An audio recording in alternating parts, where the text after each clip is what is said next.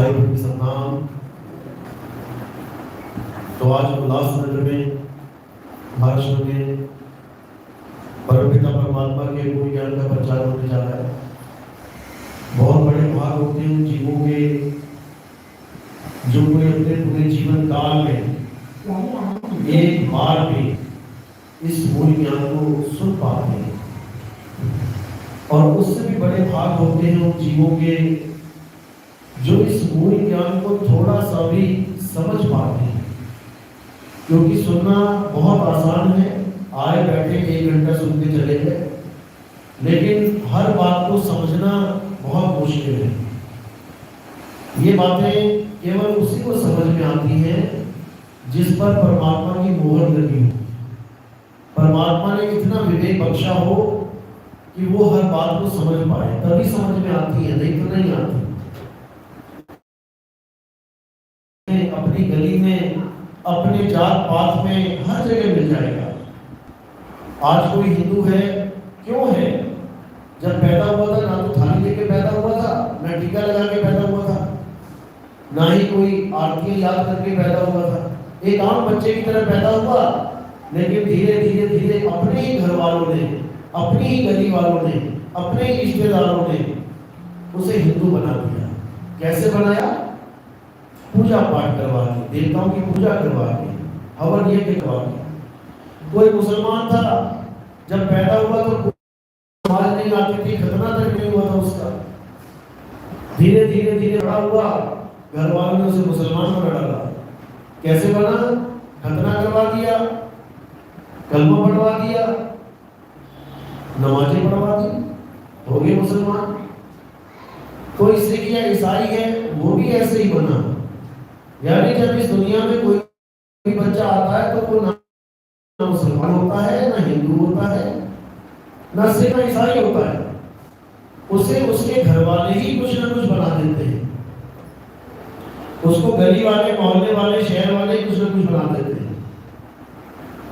तो जो ज्ञान उसे घर में, मोहल्ले में प्राप्त होता है, उस ज्ञान को कहते हैं पवित्र ज्ञान, जिसके द्वारा आपको कुछ नेक पवित्र बातें पता लगती हैं।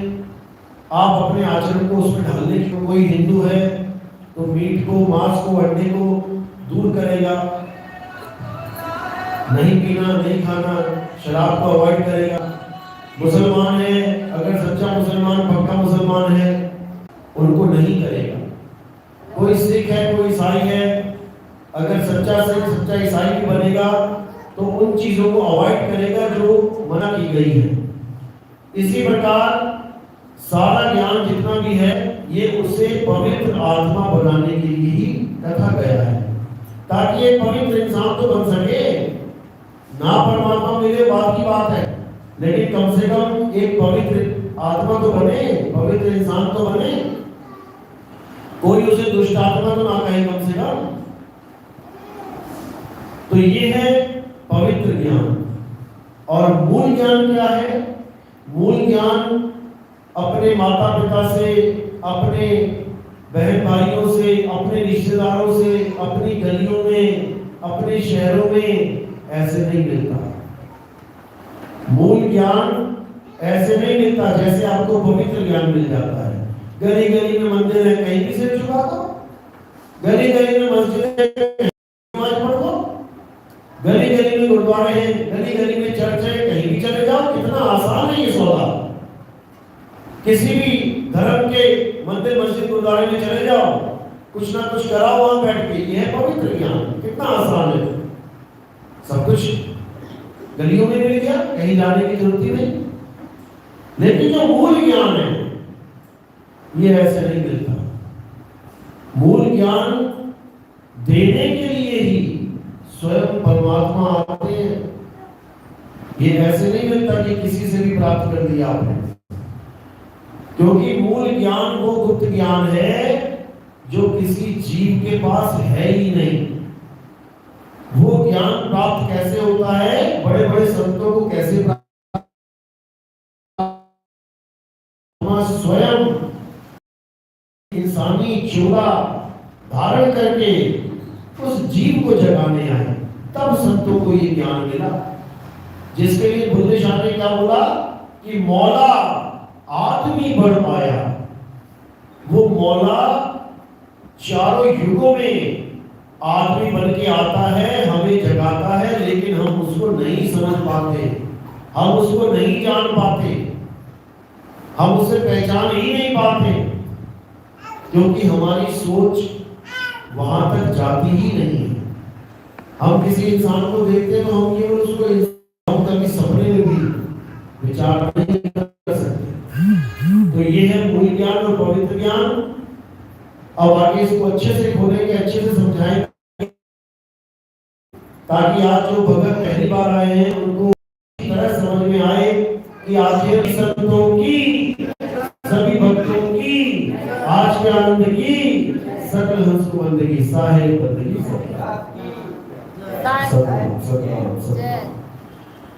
तो साहिब कह रहे हैं अटपट ज्ञान कबीर का और झटपट लखा न जाए, जो इसको झटपट लखे तो सब खटपट मिट जाए।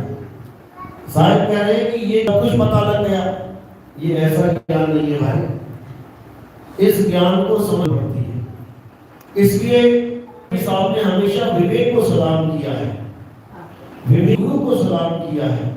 साहिब कहते गुरु मेरे सभी बड़े, अपनी अपनी ठौर शब्द विवेक की बात की, सो माथे का मौन।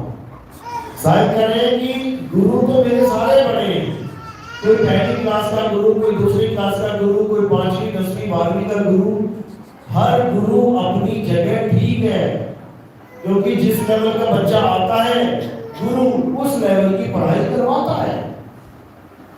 लेकिन शब्द विवेक की पारखी, सो माथे का मौन, यानी वो गुरु जो शब्द विवेक की पारखी, यानी जो शब्द पे विवेक करे, विवेक लाए, परख करे और सच्चे और झूठे शब्द में फर्क करके समझा दे कि क्या है सच्चा शब्द और क्या है झूठा शब्द, क्या पहचान है सच्चे शब्द की और क्या पहचान है झूठे। सतगुरु है, उसके अलावा कोई गुरु नहीं है, उसके अलावा सब पवित्र ज्ञान वाले गुरु हैं। किसी ने मंदिर में घंटियां बजवा दी, किसी ने मस्जिद में नमाजें पढ़वा दी, चर्चों में कैंडल जलवा दी। गुरु तो ये भी है, लेकिन वाले जो मूल ज्ञान वाले गुरु होते हैं वो इन चक्रों में डालते ही नहीं, बल्कि इन चक्रों से निकाल देते हैं। वो कभी मंदिर जाने के लिए बोलते ही नहीं, वो कभी मस्जिद जाने के लिए बोलते ही नहीं, वो कभी गुरुद्वारे जाने के लिए, किसी चर्च जाने के लिए बोलते ही नहीं, क्योंकि उनको पता होता है कि जिस परमात्मा को ये पाना चाहता है वो किसी मंदिर, मस्जिद, गुरुद्वारे, चर्च में नहीं मिलेगा, बिल्कुल नहीं मिलेगा। तो कहाँ मिलेगा? समझा रहे कहाँ मिलेगा? वो को कहाँ ढूंढे रे बंदे, मैं तो तेरे पास में, ना मंदिर में, ना मस्जिद में, ना काबे कैलाश में, ना मैं जप में, ना मैं तप में, ना एकांत निवास में, और खोजी हुए तुरंत मिल जाऊं एक पल की तलाश में। और कहे कबीर सुनो भाई साधो, मैं तो हूं विश्वास में। अब एक ही लाइन में मान के चलो 99% दुनिया का खेल ही खत्म कर दिया, जितने भी ये पवित्र ज्ञान वाले हैं। पहली लाइन में कह दिया ना मंदिर में, ना मस्जिद में। अब बताओ लाखों करोड़ों अरबों रुपए के मंदिर हमारे देश में बने हुए, और कबीर साहब ने सीधे ही नकार दिया कि किसी मंदिर में परमात्मा नहीं है। अगर मंदिर में परमात्मा होता, जब तुम कि चोर आ जाए, इधर आ जाए तो बैठे हो, लेकिन जब तुम पिछली गली में भी जाते हो, घर के पीछे जाना हो, किसी गली में सामान लेने, दूध लेने, दही लेने, सब्जी लेने, तब क्या करते हो? ताला लगाते हो। क्यों? क्योंकि अब अंदर कोई नहीं है जो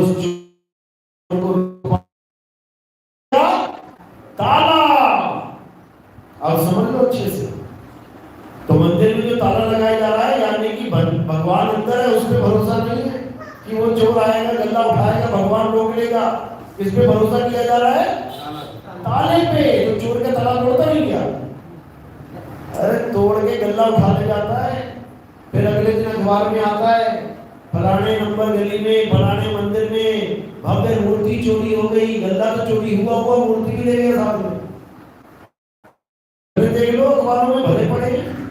लेकिन फिर भी इस इंसान को समझ में नहीं आ रहा कि परमात्मा मंदिर में नहीं है, नहीं समझ में आ रहा, क्योंकि ये उसी रीत में चला हुआ है जैसे इसके बुजुर्गों ने बता दिया, जैसे इसके पुराने लोगों ने बता दिया, उसी को सच मान के चला पड़ा है।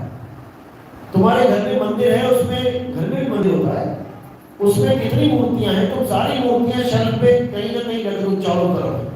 चोर आएगा,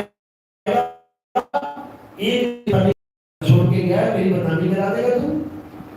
एक भी ऐसा नहीं है देवता जो उस चोर की आंखें चली जाए या हाथ अकड़ जाए या उससे चल ना पाए, वहीं गिर जाए, ऐसा कुछ नहीं होगा। फिल्मों में होता है, केवल फिल्मों में देखते हो ना, ऐसे कर दो माँ, वैसे कर दो, वैसे होने लग जाता है। ये तुम्हारी श्रद्धा जोड़ने के लिए बनाई जाती है ऐसी फिल्में। तो तुम खुद से करके देख लो ना एक बार, ऐसा होता है कि नहीं होता है? मूर्ख बनाया जा रहा है। कबीर साहब बिल्कुल मना करते, कहते हैं ये देवता तुम्हारा घर सेफ नहीं कर सकते, लेकिन तुम एक चौकीदार रख लो, एक गेट कीपर रख लो, एक आदमी को, आदमी छोड़ो तुम एक पिटबुल रख लो, डाबरमैन रख लो, बुलडॉग रख लो, और उसको छोड़ दो खुला घर में, बाहर मेन गेट पे ताला लगाना, केवल वैसे कुंडी लगा देना, और चोर जब आएगा ना और हल्का सा भी खड़का खड़का होगा, और जब वो भौंकेगा, चोर की हिम्मत नहीं कि तुम्हारे घर में घुस जाए। करके देख लेना, तो कौन शक्तिशाली हुआ? इसी को समझ, क्योंकि उस कुत्ते के शरीर में है, जीवात्मा है, वो निर्णय कर सकता है कि इसको काटूं कि ना काटूं। किसी के घर में कोई जाता है, कई बार कुत्ता प्यार करता है, कई बार कुत्ता भौंकता है, क्योंकि वो खुद डिसाइड कर रहा है कि ये बंदा ठीक लग रहा है, अरे ये तो चोर है। कुत्ता निर्णय कर सकता है कि काटना है, क्या करना है, लेकिन एक मूर्ति निर्णय नहीं कर सकती कि इसको रोकना है। उसके लिए साधु भी एक और चोर भी एक ही है। अब यही कबीर साहब समझा रहे हैं कि पाथर पूजे हरि मिले तो मैं पूजूं पहाड़, और वासे ये चाकी भली जो पीस खाए मान ले, भगवान मिल जाएगा। और अगर सच में भगवान मानना है तो चक्की को मान ले, क्योंकि चक्की एक ऐसा पत्थर है, देखो हिंदुओं का जो पत्थर 100 मुसलमान आ जाए यहाँ पे, तो तुम्हारे मंदिर की तरफ देखे भी ना, सीधे चले जाए, एक बार भी गर्दन ना झुकाएं, क्योंकि उनके भाव ही नहीं है। वो क्यों बोलेंगे जय श्री राम? वो तो तुम्हारा देवता है। वो क्यों बोलेंगे हरे कृष्ण? वो तुम्हारा देवता है हिंदुओं का। लेकिन जो चक्की है, अगर उसको भगवान मान लिया जाए तो हर धर्म क्यों पूजेगा? क्योंकि ऐसा कोई धर्म ही नहीं है इस दुनिया में जिस धर्म के इंसान चक्की से संबंध नहीं रखते। हर घर में गेहूं आता है, हिंदू के, मुसलमान के, सिख के, ईसाई के, कौन पीसता गेहूं को? चक्की। मुसलमान भी लाइन में खड़ा, भैया जल्दी पीस देना। हिंदू भी खड़ा, भैया ऑफिस में लेकर जाओ, जल्दी पीस देना। सब के सब, और केवल भारत में नहीं पूरे विश्व में जो भी रोटी खा रहा है तो चक्की की पिसी रोटी खा रहा है। अगर पत्थर को भगवान मानना है तो चक्की को मान ले, और चक्की की असल में पूजा होती है। जो चक्की वाले होते हैं, जब विश्वकर्मा, हिंदू मुस्लिम सिख ईसाई सारे लगे होते हैं अपने अपने औजारों की पूजा करते हैं, उनको पता है इसकी वजह से रोटी चल रही है हमारी। तो असली चीज वो है जो एक पत्थर काम किया है। वो पत्थर किस काम आएगा जो तुमने मंदिर में रख दिया और जिसके मुकुट का इतना सा भी हिस्सा टूट गया, तुम उसे उठा के कहाँ रख देते हो? किसी नदी नाली के किनारे रख देते हो।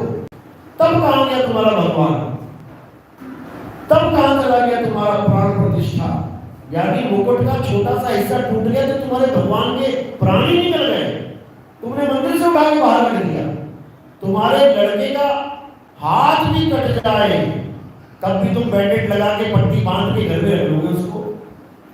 यानी बेटा इतना प्यारा है कि उसको घर में रख दिया, और भगवान उंगली भी ना टूटी उसकी तो नाखून भी ना टूटा, मुकुट ही टूटा थोड़ा सा, उसको उठा के तुमने ऐसी जगह छोड़ दिया जहां दोबारा कभी देखने भी नहीं जाओ। तो बताओ किसी को, क्योंकि किसी को पता ही नहीं है हो क्या रहा है, बस पुरानी जो रीत चली आ रही है उसी को निभाते जा रहे हैं। कहते हम नहीं छोड़ सकते, ये सब पहले से चला आ रहा है। पहले से तो सती प्रथा भी चला आ रहा था, पहले से तो सती प्रथा भी चलता था। जब किसी का पति मर गया तो बीवी को साथ में जलना पड़ता था। वो क्यों छोड़ दिया? वो कैसे छूट गया? अभी तुम्हारा जवाई मरता है तो अपनी बेटी को दिखाओ जरा, तुम्हारा पिता मरता है अपनी माँ को बैठा के दिखाओ जरा चिता पे। यानी जहां तुम्हारी हालत खराब हो जाए उसको बदल दो, वो नहीं देखोगे कि पुराने रीति रिवाज थे। और जहां तुम्हारी दाल ना गले वहां तुम करते चले जाओ यही सब। अभी कोरोना आया, कोई क्रियाक्रम नहीं हुआ, किसी पंडित ने मंत्र नहीं पढ़े, किसी काजी ने कुरान नहीं पढ़ा, ऐसी दबा दिया गया, ऐसे जला दिया गया। तो ना गया कोई नरक में, तो ना कोई भटका भूत प्रेत बन के। अभी सब कुछ ठीक है, और ऐसे ही कह दो अपनी बिरादरी में मेरे पिताजी एक्सपायर होंगे तो मैं जलाऊंगा नहीं, या फिर मैं जला दूंगा बिना पंडित के मंत्रों के, मैं किसी पंडित को नहीं बुलाऊंगा। देखना कितनी खिलाफत हो जाएगी तुम्हारी। अरे पंडित जी को नहीं बुलाएगा, अरे पंडित जी नहीं ऐसे करेंगे, अरे मौलवी को नहीं बुलाएगा, जनाजे की नमाज नहीं पढ़वाएगा। कोरोना में किसने पढ़ी थी? कोरोना में किसने पढ़ी थी? लाशों पे लाशें चल रही थी, एक मंत्र ना बोलने आया कोई। ये हाल है इंसानों का। जबकि कबीर साहब कह रहे हैं ना मैं क्रिया कर्म में रहता, ना मैं व्रत उपवास में, कि मैं क्रिया कर्म में भी नहीं रहता। कि कोई सोचे मेरे पिताजी का क्रियाक्रम मैंने नहीं कराया तो भूत बन के भटकेगा। केदारनाथ में 2 लाख आदमी, 2 लाख बंदा मर गया। बताओ कौन गया मेरा क्रियाक्रम करने? उनका लाशों का भी पता नहीं लगा, जमीन में दफन हो गई। कौन गया क्रियाक्रम करने? तो फिर 2 लाख भूत घूम रहे होते वहां पे आज तक। ये सब भ्रम जाल है, भरमा दिया गया इंसान को। अब इस भ्रम को तोड़ना है। कैसे टूटेगा? सबसे पहले गीता पढ़ो। गीता क्या कहती है?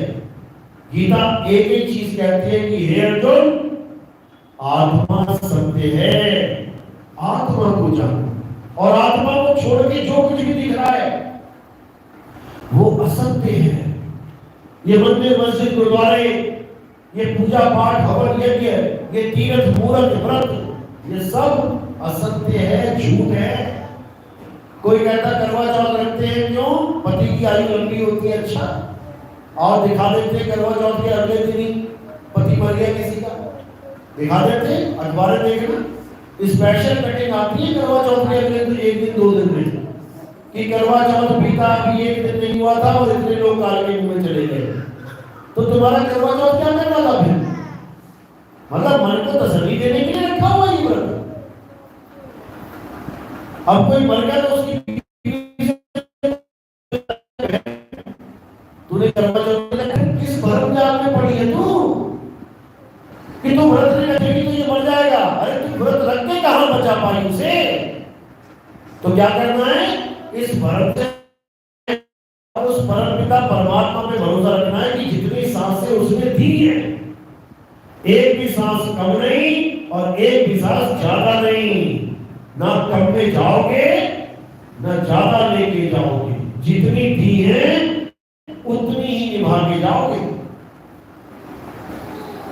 अगर व्रत रख के उम्रें लंबी होती तो मुसलमान लेडीज तो कोई व्रत रखती नहीं है। देखो बूढ़े बूढ़े घूम रहे सारे मुल्ला जी, सफेद सफेद दाढ़ी होगी, मर्द